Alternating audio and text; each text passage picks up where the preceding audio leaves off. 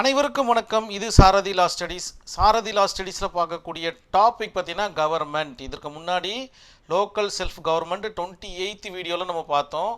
இப்போ 29th வீடியோவில் கவர்மெண்ட்னா என்ன, அரசாங்கம்னா என்ன அப்படின்னு இந்தியன் கான்ஸ்டிடியூஷன் என்ன சொல்ல வராங்க அப்படின்னு பார்த்தீங்கன்னா, ஃபஸ்ட்டு என்ன சொல்லுது அப்படின்னு பார்த்தீங்கன்னா, இதற்கு என்கிட்ட சரியான ஆர்டிக்கல் இல்லை அப்படின்ற மாதிரி சொல்லிவிடுது.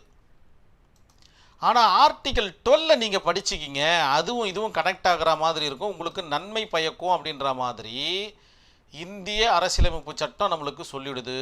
அதன் பிரகாரம் what is government, right a short note. கவர்மெண்ட்னா என்ன அப்படின்னு பார்த்தீங்கன்னா, அரசாங்கம் என்பது, தட் மீன்ஸ் கவர்மெண்ட் என்பது சமூகத்தை அல்லது நாட்டை நிர்வகிக்கும் அமைப்பு ஆகும். புரிஞ்சுச்சா? சரி, இது சட்டங்களை உருவாக்குதல். இவங்களாம் யார் அப்படின்னு பார்த்தீங்கன்னா, நம்மளால் தேர்ந்தெடுக்கக்கூடிய நபர்கள். ஜனநாயக நாடு என்பதனால் நம்ம ஓட்டு போட்டு பல பிரதிநிதிகளை தேர்ந்தெடுக்கிறோம்.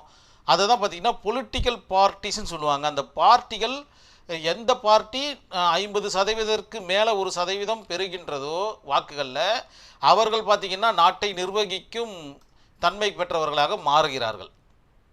அதன் அடிப்படையில் அவர்கள் சட்டங்களை உருவாக்குதல், சட்ட ஒழுங்கை பராமரித்தல், பொது சேவைகளை வழங்குதல் மற்றும் தேசிய பாதுகாப்பை உறுதி செய்தல் போன்ற மிக முக்கியமான பணிகளை செய்கிறாங்க. அது மட்டும்தான் செய்கிறாங்களா அப்படின்னு பார்த்தீங்கன்னா, கீழே இருக்கிற இத்தனை விவகாரங்களையும் அவர்கள் செய்கிறார்கள். இதை தாண்டியும் நிறைய செய்கிறாங்க.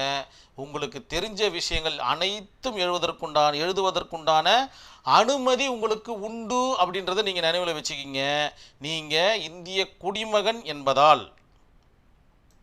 அரசாங்கம் பார்த்தீங்கன்னா மேஜராக 3 ரோலை ப்ளே பண்ணுது. ஒன்று பார்த்தீங்கன்னா லாவை க்ரியேட் பண்ணுது. அதாவது ஏதாச்சும் ஒரு பிரச்சனை வருது, அந்த பிரச்சனை புதுசாக நம்ம பார்க்குறோம், அந்த பிரச்சனைக்கு இது வரைக்கும் லாவே இல்லை அப்படின்ற பட்சத்தில் புதுசாக சட்டத்தை இயற்றக்கூடிய அந்த கான்செப்ட் தான் சட்டமன்றம் அப்படின்ற ஒரு இடத்துல எல்லாரும் ஒன்று கூடி, பிரதிநிதிகள்லாம் ஒன்று கூடி, எதிர்கட்சி, ஆளும் கட்சி, மற்ற இதர கட்சிகள்லாம் ஒன்று கூடி என்ன பண்ணுவாங்க, இந்த மாதிரி சட்டம் கண்டிப்பாக நாட்டு மக்களுக்கு தேவைப்படுகிறது, அதனால் இந்த வகையான சட்டங்களை இயற்ற வேண்டும் அப்படின்னு கலந்து ஆலோசித்து லா கமிஷன் ஆஃப் இந்தியா கூட டிஸ்கஸ் பண்ணி இவர்கள் புது லாவை உருவாக்குவாங்க. ஸோ இந்த வேலை மிக முக்கியமாக பார்க்குது. அதன் அடிப்படையில் தான் நம்மளுக்கு நிறைய லாஸ் வந்துக்கிட்டே இருக்குது, அதாவது நிறைய சட்டங்கள் வந்துக்கிட்டே இருக்குது. அதற்கப்புறம் பார்த்திங்கன்னா பப்ளிக் நீட்ஸ்னா பப்ளிக்குடைய தேவைகள். இவர்களுக்கு என்னென்ன தேவைகளை வழங்க வேண்டும், உணவு, கல்வி, இருப்பிடம், வாட்டர், டிரான்ஸ்போர்ட்டு, எம்ப்ளாய்மெண்ட்டு, எல்லா விதமான லைசன்ஸு, எஜுகேஷன், அதர் சர்வீஸ், இதில் எல்லாமே பார்த்திங்கன்னா கவர்மெண்ட்டால் வழங்கக்கூடிய விஷயங்களாக தான் இருக்கும். அந்த மாதிரியான விஷயங்கள் வாங்காமல் ஒரு சில நேரங்கள் நம்ம செய்யும்போது அது சட்டத்திற்கு புறம்பாக மாறும். லைசன்ஸே இல்லாமல் வாகனம் ஓட்டினா அது சட்டத்திற்கு புறம்பானது. ஸோ இந்த மாதிரியான சேவைகளை அரசாங்கம், கவர்மெண்ட்டு நம்மளுக்கு கொடுக்கிறது. பப்ளிக் நீட்ஸுக்கு எல்லாத்துக்குமே சப்போர்ட் பண்ணணும். என்ன மாதிரியான அது நீட்ஸாக இருந்தாலும் உங்களுக்கு தெரிந்தவைகளை எல்லாம் எழுதி கட்டம் கட்டி நீங்கள் எழுதுனா உங்களுக்கு நல்ல மதிப்பெண் வரும் அப்படின்றத நினைவில் வச்சுக்கிங்க. அதுக்கப்புறம் ப்ரொடெக்ட் பண்ணணும். பீப்புளை பார்த்திங்கன்னா மிக முக்கியமாக பாதுகாக்கிற கடமை அரசாங்கத்திற்கு இருக்குது. லோக்கல் போலீஸை அதிகப்படுத்துவாங்க.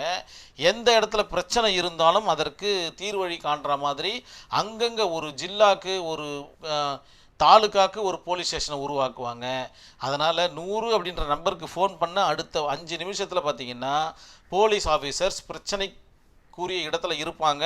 அதற்குண்டான தீர்வழிக்கான விஷயங்களை மேற்கொள்ளுவாங்க. இதெல்லாம் பார்த்திங்கன்னா மக்களை ப்ரொடெக்ட் பண்ணுறதுக்கான வேலை. அதுக்கப்புறம் மெடிக்கல் இஷ்யூஸு, எதனா பெரிய ஒரு இஷ்யூஸ் வருது. இப்போ பார்த்திங்கன்னா கொரோனான்ற ஒரு கான்செப்ட் 2019-20 இந்த ரேஞ்சில் பார்த்திங்கன்னா ஹை லெவலில் இருந்துச்சு, அதாவது 20ல் ஹை லெவலில் இருந்துச்சு.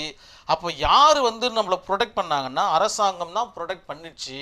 அதற்குண்டான தீர்வழிகள், அதற்குண்டான சட்டங்கள், அதற்குண்டான விதிமுறைகள் எல்லாத்தையும் உருவாக்கி கிட்டத்தட்ட மக்களை பார்த்திங்கன்னா நிறைய பேரை காப்பாற்றுவதற்கு இதெல்லாம் ஒத்துழைப்பாக இருந்துச்சு. அதே போல் பொல்யூஷன்ஸு, சுற்றுச்சூழல் பாதுகாப்புலேருந்து நம்மளை காப்பாற்றணும், ப்ரொடெக்ட் பண்ணணும். Military force, nowadays India Pakistan போர் நடந்துட்டுருக்கு. செந்தூர் அப்படின்ற ஒரு பெயரில் ஸோ நம்மளை எல்லாமே பார்த்தீங்கன்னா ஹானரபிள் மிலிட்ரி பர்சன்ஸ் காப்பாற்றிக்கிட்டு இருக்கிறாங்க. அவர்களுக்கு நம்மளுக்கு அவங்க ப்ரொடெக்ஷன் கொடுத்துட்ருக்காங்கன்றதை நினைவில் வச்சுங்க. அது மட்டும் அல்லாமல் அதை தவிர்த்து வரக்கூடிய எல்லா சர்வீஸுமே பார்த்தீங்கன்னா அரசாங்கத்தால் வழங்கக்கூடியது தான் அப்படின்ற மாதிரி சொல்லப்படுது.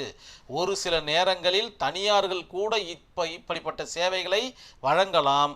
ஆனாலும் அரசாங்கத்திடம் லைசன்ஸ் வாங்கியிருக்கணும். ஸோ அரசாங்கத்தை டச் பண்ணாமல் எதுவுமே பண்ண முடியாது அப்படின்றத நினைவில் வச்சுக்கிங்க.